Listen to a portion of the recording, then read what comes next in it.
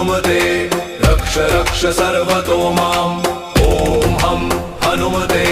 रक्ष रक्ष सर्वतो माम् पूर्वे हनुमान् कपिमुखधारी रक्षतु माम् दक्षिणे नारसिंहवापुर्मां सदा पातु पश्चिमे गरुडरूपवान् रक्षतु उत्तरदिशि वराहरूपः सदा रक्षतु माम् पूर्वे हयग्रीव विग्रह पातु मे शिरः अधस्तात् ब्रह्मास्त्ररूपः पातु पादयुग्मं सदा मम अष्टदिशि रक्षतु पञ्चवक्त्रः स्वप्ने जागृति गच्छतः